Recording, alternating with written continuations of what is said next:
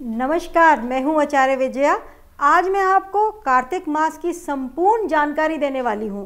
देखिए, कार्तिक मास चल रहा है।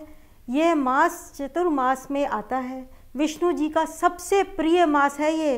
देखिए, शुभ कार्यों के लिए तो पूरा साल पड़ा रहता है, पर ये 4 मास जो कि हैं सावन, अश्विन, कार्तिक, ये बहुत ही ज़रूरी मास माने जाते हैं। इसमें जो सबसे जो इम्पोर्टेंट जो मास रहता है वो कार्तिक मास रहता है, विष्णु जी का सबसे प्रिय मास। इसमें विष्णु जी जो होते हैं वो जल में विराजते हैं, तो जल में ही स्नान करने का बहुत ज़्यादा महत्व है। कहा जाता है कार्तिक मास में अगर सुबह उठ के, अगर मैं मुहूर्त की बात करूं तो आपको ब्रह्म मुहूर्त में उठना चाहिए। अब की बार जो मुहूर्त है कार्तिक मास का वो है सुबह 4:25 से लेके 5:10 तक। इसमें आपको सुबह उठ के स्नान करना चाहिए। पहले तो देखिए ऐसे कहा जाता था कि आप गंगा जी जाके स्नान करें, किसी तालाब में, किसी पोखर में जाके स्नान करें, पर आजकल हमारे युग में थोड़ा सा मुश्किल हो जाता है। तो अगर आप कार्तिक का स्नान करना चाहते हैं तो आपको थोड़ा सा गंगा जल अपने स्नान के जल में मिलाकर स्नान करना चाहिए और हर हर गंगे बोलना चाहिए। इससे क्या रहेगा कि आपको जो संपूर्ण पुण्य मिलेगा कार्तिक स्नान का। कार्तिक स्नान में हमें क्या करना चाहिए और क्या नहीं करना चाहिए। देखिए, कार्तिक स्नान में हमें कथा सुननी चाहिए सुबह स्नान करके, और उसके बाद हमें सबके साथ मिलकर कुछ भजन कीर्तन करना चाहिए, प्रभु का नाम लेना चाहिए। क्या नहीं करना चाहिए, हमें जो है इसमें कोई भी ऐसा काम नहीं करना चाहिए। जैसे आपको ब्रह्मचर्य का पालन करना चाहिए। कार्तिक मास में आपको ज़मीन में सोना चाहिए, आपको सात्विक भोजन करना चाहिए। पहले तो प्रथा थी कि एक समय ही भोजन करते थे। अगर आप एक समय भोजन कर पाएँ और एक समय फलाहार कर पाएँ तो बहुत ही उत्तम रहता है कार्तिक मास का। कार्तिक मास में आपको झूठ नहीं बोलना चाहिए, आपको सत्य बोलना चाहिए और विष्णु जी का, श्री हरि का हर समय नाम लेना चाहिए। अगर आप जल में स्नान करते हैं सुबह सुबह उठकर, तो देखिए कुंवारी कन्याओं के लिए, दाम्पत्य जीवन के लिए, और जिनको मोक्ष चाहिए, जिनको मोक्ष की प्राप्ति चाहिए, उनके लिए भी बहुत ही सुंदर ये मास है। विष्णु जी को 4 ही चीज़ें पसंद हैं, जैसे कि वनस्पति में तुलसी, दिनों में एकादशी और युग में सतयुग, और मास में है कार्तिक मास पसंद। बहुत पसंद है विष्णु जी को कार्तिक मास। तो अगर आपको श्री हरि की कृपा चाहिए और चाहते हैं कि आपके मोक्ष के द्वार खुल जाए, तो ये मास का आपको इसमें स्नान करना चाहिए और कथा सुननी चाहिए। कथा मैं सुनाऊंगी आपको। 2 कथाएं हैं कार्तिक मास की।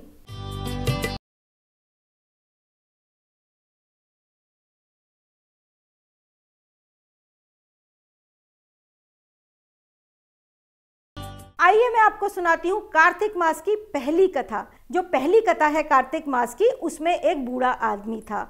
उसको कार्तिक करने का बहुत मन किया। उसकी 2 बहुएं थी। उसने अपनी बड़ी बहू को बोला कि मैं कार्तिक मास का व्रत रखना चाहता हूँ और स्नान करना चाहता हूँ कार्तिक का।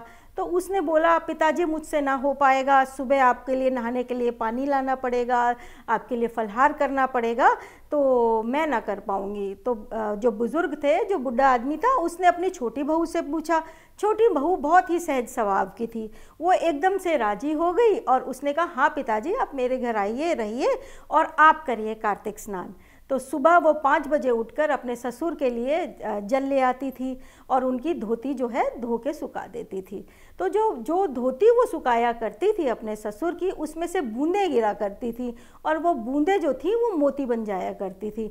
और वो इतनी नासमझ थी कि उसको पता भी नहीं था। वो जब आंगन सकेरती थी तो उन मोतियों को भी साथ में सकेर के साइड कर दिया करती थी। एक जब पूरा हो गया मास तो उसके ससुर ने बोला कि बेटा, मेरा तो बहू पूरा हो गया है कार्तिक का मास का स्नान, तो मैं पंडितों को भोजन कराना चाहता हूँ।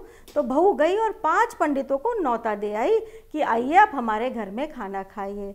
उसने सुबह उठ के ही पंडितों के लिए सात्विक खाना बनाया और अपने ससुर को कहा, आप इनको भोजन कराइए, मैं जाके खेत चली जाती हूँ, खेत मैं संभाल लेती हूँ। वो खेत में चली गई। अब खेत में क्या हुआ, चिड़िया आ रही थी फसल खाने के लिए। तो उसने बोला, मन ही मन सोचा कि ससुर तो देखो घर में पुण्य कमा रहे हैं, पंडितों को खाना खिला रहे हैं, और मैं इन भूखी चिड़िया को क्यों उड़ाऊं। तो उसने बोला, राम जी का खेत और राम जी की चिड़िया, और उसने एक चद्दर ली और वहीं सो गई। अब क्या हुआ, प्रभु की कृपा से प्रभु इतने खुश थे उससे कार्तिक स्नान से कि जो भी चिड़िया दाना खा रही थी ना, उसका दाना जो नीचे गिरता था वो हीरे पन्ने बन जाता था, सोना बन जाता था। पूरा खेत जो था उसका हीरे पन्नों से भर गया और चमकने लगा। साथ में ही दूसरे भाई का खेत था, वो आया, उसने देखा अरे ये क्या हुआ। उसने जाकर अपनी पत्नी को बताया, देखो पिताजी ने जो कार्तिक मास का व्रत रखा था ना, उससे छोटे भाई का जो खेत है उसमें हीरे पन्ने भर गए, उसके घर में मोती भर गए, और तुमने देखो मना कर दिया। उसको बड़ी जो जिठानी थी, जो बुढ़िया था, उसकी जो बड़ी बहू थी, उसे बहुत दुख हुआ। उसने वर्ष भर करा इंतज़ार और उसने सोचा कि अब अगले वर्ष मैं कहूँगी पिताजी से कि मैं करूँगी आपकी सेवा। तो जैसे ही अगली कार्तिक आई तो उसने अपने पिताजी को बोला, ससुर जी को बोला कि ससुर जी आप अब कार्तिक व्रत रखिए और मेरे घर रहिए और कार्तिक स्नान आप मेरे ही घर से करेंगे। तो जो बुड्ढे थे उन्होंने बोला कि देखिए अब मेरे शरीर में इतनी जान नहीं रही है, सुबह उठ के नहाऊंगा, फिर कथा सुननी पड़ती है, फिर एक टाइम भोजन करना होता है, ज़मीन पे सोना है, तो मैं थोड़ा सा थक जाऊंगा, तो ऐसा मेरा मन नहीं है। तो उसने कहा आपने छोटी बहू का तो घर भर दिया, उसको तो अमीर बना दिया, क्या मुझे नहीं बनाएंगे। तो फिर बुज़ुर्ग ने रखा, हिम्मत करके अपना कार्तिक स्नान शुरू करा और वो बड़ी बहू के यहाँ रहने लगे। तो बड़ी बहू जैसे ही जल लाती थी उनके लिए, वो स्नान करते थे और उनकी धोती बस अनबने मन से ऐसे ही टांग देती थी। उसका सोच ये थी कि जितना ज़्यादा पानी गिरेगा उतने ज़्यादा मोती बनेंगे। तो वो मोती तो नहीं बने, मगर नीचे ज़मीन पे गड्ढे हो गए। तो वो सोचती रही अब मोती बनेगा, अब मोती बनेगा, मोती नहीं बने पूरे माह। अब कार्तिक का जो माह था वो ख़त्म हुआ। तो उसके ससुर ने बोला कि अब पंडित को नौत आओ। वो जाके एक पंडित को नौत आई और उसका खाना बना के खेत पे चले गई। अब उसके मन में था लालच, उसने सोचा कि मेरा तो पूरा खेत आज सोने पन्ने का बनने वाला है। तो ससुर घर में खाना खिला रहे थे पंडित को, वो खेत में बैठी थी। अब चिड़िया आई फसल खाने, तो उसने एक भी चिड़िया को कुछ दाना नहीं खाने दिया। उसने सोचा कि देखिए कि अगर चिड़िया दाने खाएंगी तो उतने ही हीरे पन्ने कम बनेंगे। वो सब चिड़ियों को उसने उड़ा दिया। उससे क्या हुआ, प्रभु के प्रताप से जो दाने भी थे उसके खेत में वो भी सूख गए और चिड़िया भी उड़ गई। अब उसका खेत एकदम ऐसा हो गया जैसे कोई फसल ही अच्छी नहीं होती है, सूख जाते हैं पौधे, ऐसे हो गया। पूरे वर्ष भर का जो उनका खाना था वो ख़त्म हो गया। वो रोती हुई अपने ससुर के पास आई। उसने बोला कि ये क्या हुआ ससुर जी, छोटी के तो आपके घर भर गए, वो तो अमीर हो गई और मेरा देखो क्या हाल हो गया। तो ससुर ने उसको बोला कि देखो बेटा, आपने लालच से किया था ये, और छोटी ने अपने भाव से किया था। तो जो कार्तिक का महत्व है वो भाव से है। तो जैसा कहा जाता है कि जैसे छोटी बहू का घर भरा, ऐसा कार्तिक मास में सबका घर भरे, और जैसा बड़ी जिठानी का घर उजड़ा, ऐसा प्रभु किसी का घर ना उजड़े। जय कार्तिक मास की, जय कार्तिक प्रभु की।